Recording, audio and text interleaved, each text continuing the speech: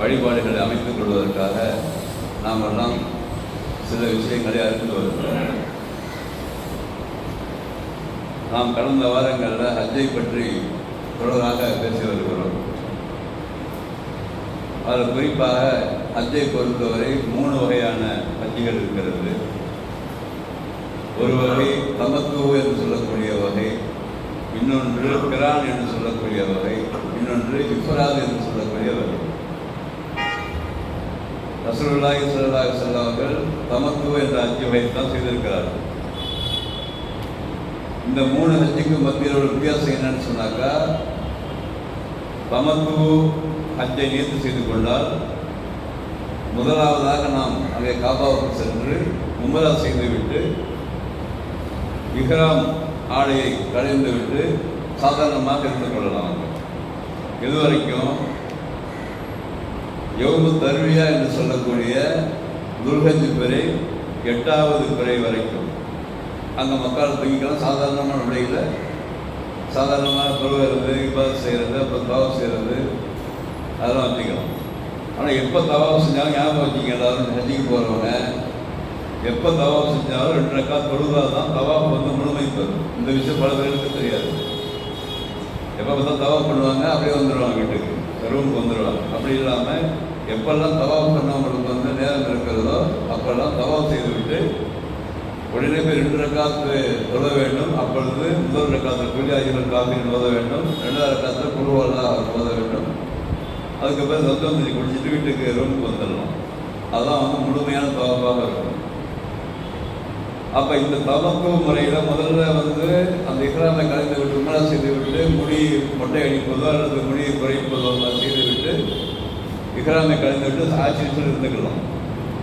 அதுக்கு ஒரு யௌமு தர்வியான்னு சொல்லக்கூடிய அந்த நாளில், அதாவது 8வது பிறை அன்று, துல்ஹஜ் பிறை 8 அன்றைக்கு முதல் நாள், துல்ஹஜ் பிறை 7வது நாள் அன்று அந்த காபாவில் இருக்கிற இமாம் ஒரு சொற்பொழிவு ஆற்றுவார்கள். குத்துபா ரசூலுல்லாஹ் செஞ்சிருக்காங்க.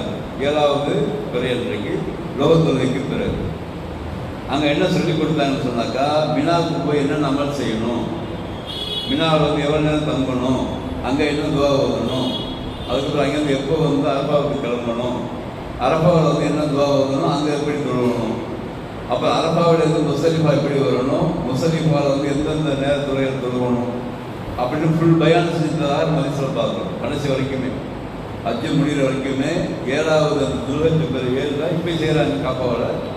அது அந்த தகவல் ரொம்ப பேருக்கு தெரியாது. ஏன்னா நம்ம பிஸியாக இருக்கிறதுனால அவங்க ரோஹத்துக்கு பிறகு அவங்க செய்வாங்க, இமாம் செய்வாங்க, அரபியில் செய்வாங்க. அது பெரும்பாலும் நம்மளுக்கு புரியாது. ஆனால் அங்கே ஒரு சிஸ்டம் ஒன்று இருக்குது, அது ரொம்ப பேருக்கு தெரியாது. என்னன்னாக்கா அங்கே இந்த ஒரு ஏற்பாடு கொடுப்பாங்க. அந்த ஏற்பாடு அந்த அவர் என்ன பேசுகிறாரோ அது உலகத்துக்கு எல்லா லாங்குவேஜில் வர மாதிரி செட் பண்ணியிருக்காங்க. இப்போ அதை வாங்கி மாட்டிக்கிட்டீங்கன்னாக்கா அவர் பேசுகிறது அப்படி தமிழில் வந்துடும். அங்கே ஒரு சிஸ்டம் ஒன்று இருக்குது. தமிழில் நீங்கள் செட் பண்ணிங்கன்னாக்கா அவர் பேசுகிறது அப்படியே தமிழில் உங்களுக்கு வந்துடும். அதுக்கான அந்த அந்த பேங்க்குன்னு சொல்கிறாங்க, அந்த ஏர் பேங்க்குன்னு சொல்லி வச்சுருக்காங்க. 79 கேட்டில் அது கிடைக்கும். 79ஆம் நம்பர் கேட்டில் அதுக்காக ஒரு பிரத்யேகமாக இடம் வைத்திருக்கிறாங்க. அதை நீங்கள் ஆரம்பத்தில் எடுத்து வாங்க. எப்பவுமே அப்படி தான், சும்மா பையன் கூட நீங்கள் தமிழில் கேட்டுக்கிறாங்க அவங்க பேசுகிறது. அது மாதிரி வசதி வாய்ப்புகள் இருக்குது. இப்போ 7வது அந்த துல்ஹஜ் பிறை 7ல் பயான் கேட்டுவிட்டு மறுநாள் காலை வரை அந்த காப்பால் தங்கியிருக்க வேண்டும். மறுநாள் காலை துல்ஹஜ் பிறை 8ஆம் நாள் அன்றைக்கு காலை வரைக்கும் அங்கே தொழுவாங்க. தொழுதுட்டு அங்கேருந்து கிளம்ப வேண்டியதாங்க. எங்கே கிளம்பணும்? மினாவுக்கு கிளம்பணும். மினாவுக்கு கிளம்பி அங்கே லொஹர், அசர், மகரிப், இஷா, ஃபஜர் இந்த 5 தொழுகையிலே கம்ப்ளீட்டாக அங்கே தொழணும், மினாவில் தொழுவணும். ரசூலுல்லாஹ் தங்கி இருந்த அந்த பிரதேசத்துக்கு பேர் மஸ்ஜிதுல் ஹைஃப்னு இப்போ இருக்குது. பெரிய அளவு கட்டியிருக்கிறாங்க. ஆரம்பத்தில் மஸ்ஜிதுல் ஹைஃப் என்று பேர், அங்கே தங்கியிருக்கிறாங்க. ஆனால் அங்கே கூட்டமாக இருக்கும், எங்கே வேணாலும் தங்கிக்கலாம். அங்கே போனோடனே லொஹர் அசரை ஜம்மு கசரா செய்யணும். 2 ரக்காத்து லொஹர், 2 ரக்காத்து அசர். அதுக்கப்புறம் மகரிப் 3 ரக்காத்து, இஷா 2 ரக்காத்து தொழணும். அதுக்கு பிறகு ஃபஜர் தொழுதுட்டு அந்த நாள் முடிஞ்சிடும். உங்களுக்கு தர்வியா என்று சொல்லக்கூடிய யௌமு தர்வியா 28 இந்த விஷயம்லாம் முடிஞ்சிடும். அதுக்கு பிறகு ஃபஜர் தொழுதுட்டு தான் அங்கேருந்து கிளம்பணும் மினாவுக்கு. ரசூலுல்லாஹ் செஞ்சதான் இதான் ரசூலுல்லாஹ் செஞ்ச முறைகள். ஃபஜர் மறுநாள் காலையில் துல்ஹஜ் பிறை 9 அன்றைக்கு காலையில் அங்கேருந்து கிளம்பியிருக்காங்க. மினாவிலேருந்து கிளம்பி அரபாவுக்கு போயிருக்கிறாங்க. அரபாவில் போய் அங்கே அந்த லொஹர் அசரை சேர்த்து தொழுவாங்க. அதுக்கு முன்பாக குத்துபான்னு ஓதுவாங்க. அது தமிழில் கேட்கலாம். இப்போ எல்லா வசதியும் அங்கே இருக்கிறதுனால பேர் கண்டுபிடிச்சி எடுத்துக்கணும் அந்த ஏற்படுன்னு சொல்கிறது. அவங்க பேசுகிற ஃபுட்பாக கேட்கணும். அதுக்கு பிறகு ஒவ்வொரு அசருக்கு சேர்த்து சொல்லுவாங்க. அந்த முழுவதுமே அந்த அரபாவில் தங்குற அந்த முழு நாளுமே ஒரு துவா தான் அங்கே செஞ்சது. துவார் இல்லாங்க கைமா சொன்னாங்கல்ல, அதுதான் இது லாயிலாக இல்லல்லாக வந்தவளா சரிக்கலாகவும் லகுல் முழுக்க வரவுள் வந்து நீ வலிமை பகுவலா பிடிச்சிருக்குது. இந்த துவா தான் ஆதாரப்பூர்வமாக இருக்குது. சொல்லிக்கிட்டே இருந்ததாக நம்ம வேறு துவாக்களே கிடையாது. வேறு தோசை தப்பு கிடையாது. ரசூலுல்லாஹ் துவானது அந்த அரபாவை அடைந்த பிறகு சூரியன் மறைகின்ற வரை அங்கே உட்கார்ந்துருக்கணும். சூரியன் மறைந்த பிறகு அங்கே தொழக்கூடாது. மகரிப் அங்கே தொழக்கூடாது. சூரியன் மறைந்த உடனே கிளம்பணும். அங்கேருந்து எங்கே கிளம்பணும்? அங்கேருந்து ஒரு 6 கிலோமீட்டர் இடையில உள்ள முஸ்தலிஃபா இடத்துக்கு. அங்கே வந்து மஷ்அருல் ஹரம் அப்படின்னு சொல்லி மெட்ராஸ் கட்டியிருக்கிறாங்க. ரசூலுல்லாஹ் அங்கே தான் தங்கி வந்துருக்கிறாங்க. ஆனால் அங்கே இப்போ இடம் பத்தாததுனால வெளியில் தான் தங்க வேண்டியிருக்காங்க. அந்த மஷ்அருல் ஹரமுக்கு போய் தான் அங்கே போய் மகரிப் இஷாவை சேர்த்து தரணும். மகரிப் சேர்த்து சொல்லிட்டு நைட்டு அங்கேயே தங்கணும். எங்கே இடம் கிடைக்குதோ அங்கே சும்மா தலையெல்லாம் கிடைக்கும். அங்கே டென்லாம் கிடையாது. அங்கே படுத்துக்க வேண்டியதுதான். ஆனால் சாப்பாடு ஏற்பாடுலாம் வந்து அங்கே கவர்மெண்ட் நல்லா பண்ணியிருக்காங்க. அங்கே பார்த்துக்கணும். அங்கே வந்து நைட்டு தங்கிட்டு மறுநாள் காலையில் 10 ரூபா அங்கேயே தொழுவணும். மஷ்அருல் ஹரமில் முஸ்தலிஃபா தொழுதுட்டு துல்ஹஜ் 10 அன்றைக்கு காலையில் அங்கேருந்து கிளம்பணும். எங்கள் முஸ்தலிஃபாலேருந்து மினாவுக்கு திரும்பி வரணும். மினாவுக்கு திரும்பி வந்து அங்கே அந்த ஜமரத்துல் அக்கபா என்று சொல்லி ஒரே ஒரு சைத்தான் 3 வகையான சைத்தான்களை வந்து வச்சுருப்பாங்க. ஒன்று சென்ட்ரல், ஒன்று உஸ்தான்னு சொல்லி வச்சுருப்பாங்க, ஒரு சுவரான்னு ஒன்று வச்சுருப்பாங்க, ஒன்று கபீர்னு வச்சுருப்பாங்க.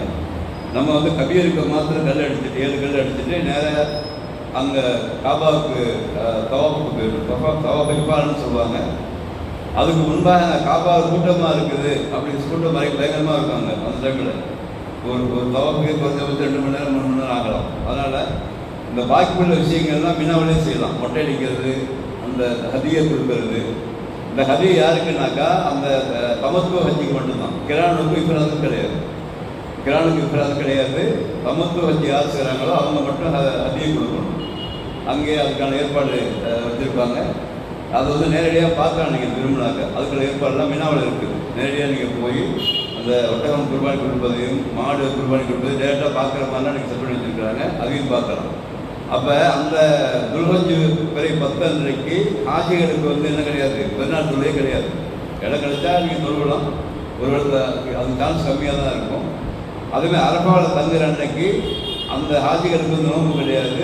மற்றவர்களுக்கெல்லாம் நோன்பு வைக்க சொல்லி தான் சொல்லியிருக்காங்க. அந்த துல்ஹஜ் பிறை 9 அரபா தினத்தன்று.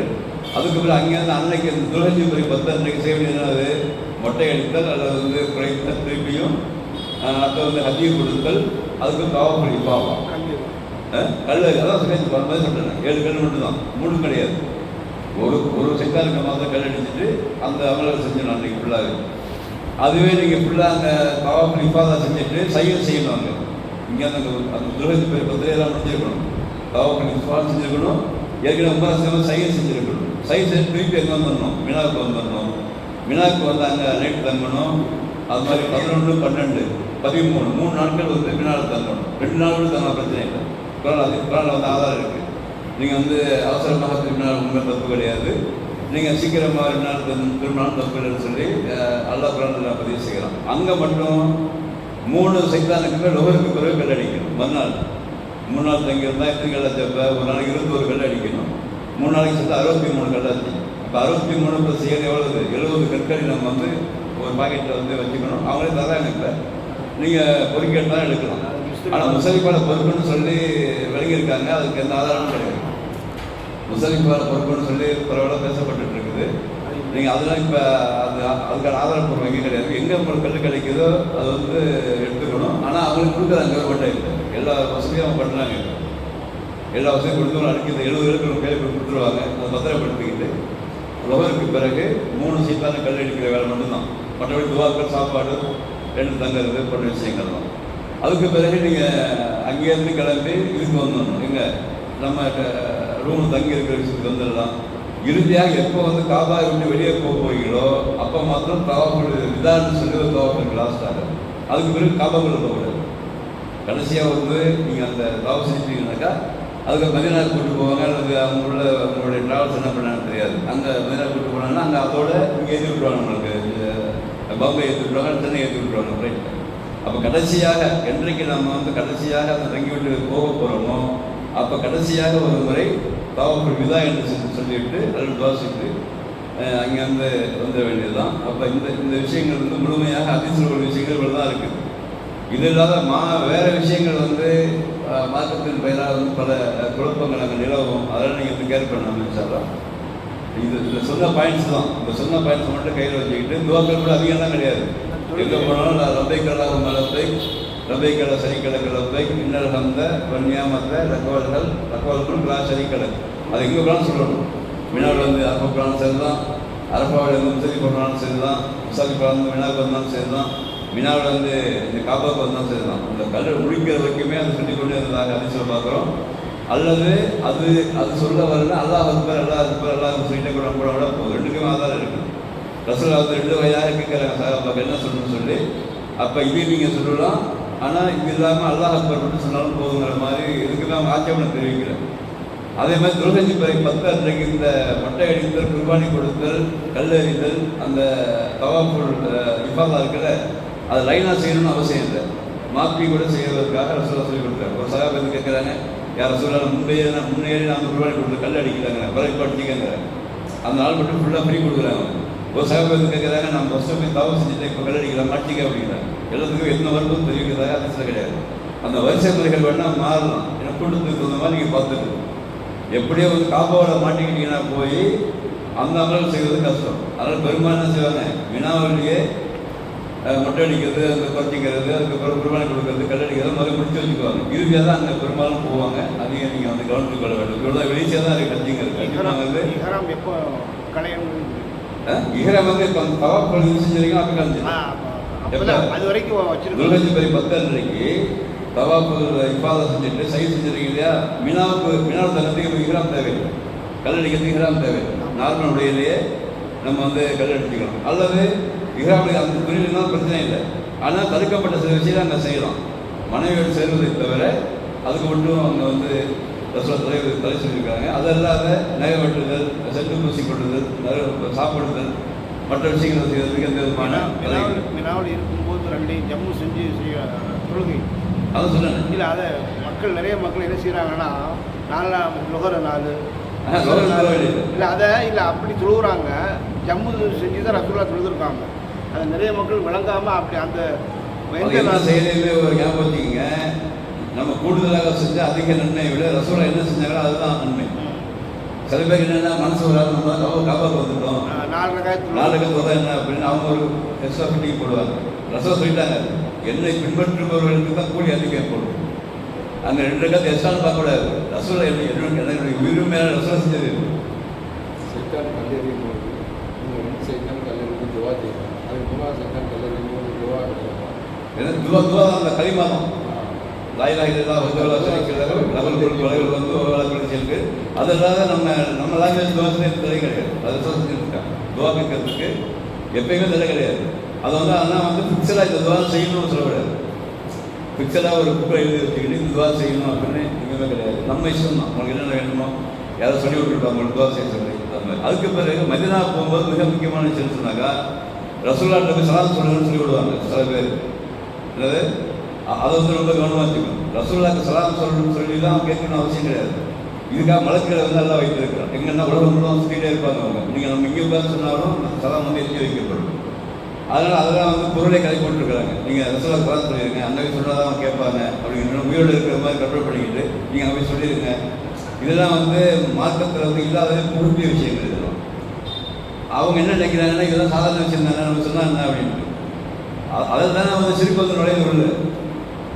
ரசூல் ஸல்லல்லாஹு அலைஹி வஸல்லம் அவர்கள் வந்து வஃபாத்தாகி விட்டார்கள். அவங்க நம்ம பேசுறது கேட்க மாட்டாங்கிறது நம்முடைய கொள்கை. சில பேர் உயிரோடு இருக்காங்கன்னு வச்சுட்டு இருக்காங்க இன்ன வரைக்கும். அந்த கொள்கையிலேயே பாகிஸ்தான்காரன் ரொம்ப வரும், இன்னும் உயிரோடு தான் இருக்காங்க, அழுதுட்டு இருப்பாங்க போயிட்டு. அந்த போலீஸ் வந்து அவனை வந்து ஷாக் கொடுப்பாங்க. இவ்வளோ பெரிய கம்பி வச்சுருப்பாங்க, கரண்ட் ஷாக் பண்ணணும் வச்சு குத்திட்டே இருப்போம். ஏன்னா இந்த கையை தங்க கையை இருந்துச்சு. அந்த விஷயத்தெல்லாம் கரெக்டாக தான் இருக்காங்க அரசாங்கம். அதனால் எதுவுமே விட்டு கொடுக்குறதில்ல. அதனால் நம்ம வந்து பியூராக இருக்க மார்க்கம் வணங்குவதற்கு தகுதியானவன் நல்லா வேறு யாரும் இல்லை. ரசூல் ஸல்லல்லாஹு அலைஹி வஸல்லம் நல்லா வழியாக அழியாது. செய்திகளை பெற்றதால அவங்க தூதர், செய்திகளை பெற்றதால அவங்க உலக நல்லா வந்து புகழ வழக்கு வைத்து வச்சிருக்காங்க. கடவுள் தன்மை அவங்க பெற மாட்டாங்க. நம்ம பேசுறது வந்து உயிரோடு இருக்கும்போது கேட்பாங்க. இறந்தவருக்கு இது இறந்தவருக்கு வந்து உங்கள்கிட்ட வந்து உங்கள் அத்தா வந்து அவர் கடமையாக இருந்து செய்ய மறந்து உங்கள்கிட்ட வசதி பண்ணி தான் செய்யலாம். இல்லை அடுத்த ஆளுக்கு ஃப்ரெண்டோ அடுத்த ஆள் எப்படி செய்கிறாங்க? ரசூலா வந்து அப்பா அம்மா அப்படி சொல்கிறாங்க. அது இல்லை கடன் இருக்குங்கிறாங்க. நோன்பு அதுதான் சொல்கிறாங்க. நோன்பு வைக்காம மூத்தான அப்பா அம்மா அந்த சில நேரத்தில் நோன்பு வைக்கும் போது அவங்க வந்து மௌத்தா இருப்பாங்க. அப்போ அந்த கடன் இருக்குது பாக்கி சொல்லி ரசத்தை கொடுத்துருக்காங்க. அதே மாதிரி இந்த ஹஜ்ஜு நாள் சொன்னாங்க அவங்க. அது சின்ன பிள்ளைங்களுக்கு வந்து ஆரம்பத்து கொண்டு போய் நீங்கள் ஹஜ்ஜு பண்ணி வச்சிங்கன்னா திருப்பி வயசான பிறகு செஞ்சால் அவங்களுக்கு கடமை இருக்குது. அந்த கூலி தான் அவங்களுக்கு கிடைக்குது. அந்த ரசோலா சொல்லி கொடுத்துருக்காங்க. அப்போ வந்து ஒரு சுமையை மொத்தம் சுமக்க மாட்டார். ஆனால் பெற்றோர்கள் மொத்தம் சலுகை கொடுத்தாங்க. சொல்லுவாங்க வேறு ஆளுக்கு வந்து சொல்லி கொடுவாங்க. நீங்கள் அங்கே உமரா செய்யுங்க அப்படின்னு சொல்லிட்டு துவா செய்யலாம். அவங்களுக்காக துவாக்கு வந்து எந்த தடையும் கிடையாது. யாருக்கு வேணாலும் உலக அளவில் யாருக்கு வேணாலும் துவா செஞ்சுக்கலாம். இன்னொரு ஆள் அம்மளை வந்து நம்ம செய்ய முடியாது. அப்படி செஞ்சாக்க நீங்கள் நம்ம எதாவது டிஸ்வாய்ட் போயிடலாமே. ஒரு கலெக்ஷன் பண்ணி காசை கலெக்ஷன் பண்ணி ஒரு 50 பேர்கிட்ட நான் உங்களுக்கு செஞ்சு வந்துடுறேங்க அப்படின்னு சொல்லி பணம் வாங்கிட்டு செஞ்சு வந்துருக்காங்க. அப்போ இதெல்லாம் வந்து கிராஸ் செக்ஷன் சொல்லி கொடுத்துருக்காங்க. ஆனால் நீங்கள் வந்து அதிகமாக உபரிச்சு தப்பு இல்லை மார்க்கத்தில். ஒரு உமரா செய்ய தப்பு சொல்லியிருக்காங்களா அதெல்லாம் எந்த விஷயம் கிடையாது. நீங்கள் ஒரு பையன் நடக்கணும் ஒரு உமரா செய்யலாம். உங்கள் டைம் எவ்வளோ டைம் இருந்தாலும் நீங்கள் செய்யலாம். ஆனால் வந்து அந்த எல்லையை கிடக்கணும். அங்கே ஒரு 5 எல்லை வச்சுருக்காங்க அவங்க அங்கே மக்காவில். அந்த 5 எல்லையில் நீங்கள் ஒரு டாக்ஸி பிடிச்சி இதாக பிடிச்சிட்டு அங்கே போயிட்டு அங்கே திருப்பி பிடிச்சிட்டு அங்கே கட்டி திருப்பி வருவாங்க. ஆயிஷா பள்ளி இவங்க ஏற்பாடு பண்ணியிருக்காங்க. ஆனால் அதிசயம் கிடையாது. அது பெண்களுக்காக ஏற்பாடு பண்ண மாட்டேது. கவர்மெண்ட் ஒரு வழி இல்லாமல் கூட்டுத்தரம் செஞ்சு அது ஒரு கட்டு போட்டிருக்காங்க. ஆனால் ஜீரான ஒரு இடம் இருக்குது. அந்த ஆயிஷா பள்ளியிலேருந்து ஒரு 5 கிலோமீட்டர் தான். நீங்கள் இங்கேருந்து ஒரு 5 கிலோமீட்டர் தான் போகும். மக்கள் அந்த 17 கேட்டு வெளியே வந்தீங்கன்னா 5 கிலோமீட்டர் தான் முன்னாடி விட்டுருவாங்க. ஜீரான ஃப்ரீ தான் இப்போ பேசலாம். இப்போ ஃப்ரீயாக விட்டுருலாம் வளர்ந்துலாம். ஆனால் எல்லா வசதி வாய்ப்புகளும் இருக்குது. எந்த கஷ்டம் இல்லாமல் தனியாக போய் அழகிய முறையில் நம்ம வந்து செஞ்சு வர முடியும். எளிமையாக இருக்கிறது. அதை புரிஞ்சு கொள்ளணும். மார்க்கத்தில் இல்லாத பல விஷயங்கள் வந்து இட்டு கட்டியிருப்பாங்க. அதை கவனம் செலுத்தாமல் இருச்சாலாம். அப்போ ப்ராப்பராக அழகிய முறையில் இருச்சாலா இது செய்ய வேண்டும். அதுக்குள்ள 5 வருஷம் யாருக்கு அருள் பண்ணினாலும் அவர் நல்லபடியாக போகிற மேலே துவா செய்வோம். நம்மளும் சொல்வதற்கு அல்ல அருள் பாலிக்க வேண்டும். வல்ல ரஹ்மான் அவருடைய மார்க்கத்தை சரியாக விளங்கி அல்லாஹ்வுக்கு சொன்ன அடிப்படை வரக்கூடிய தோல்விக்க வளரும். எனக்கும் எங்கள் குடும்பத்திற்கும் உங்களுக்கும் குடும்பத்திற்கும் கொஞ்சம் அருள் புரிவானாக. வாக்கல் தாவனான் அஸ்ஸலாமு அலைக்கும் வரஹ்மத்துல்லாஹி வபரகாத்துஹு. புக் இருக்கான்னு கேட்கலாம். கைடு புக்கா புக்கை பேர் புக்கெல்லாம் இருக்குது. வேணா வாங்கி வேணா வாங்கி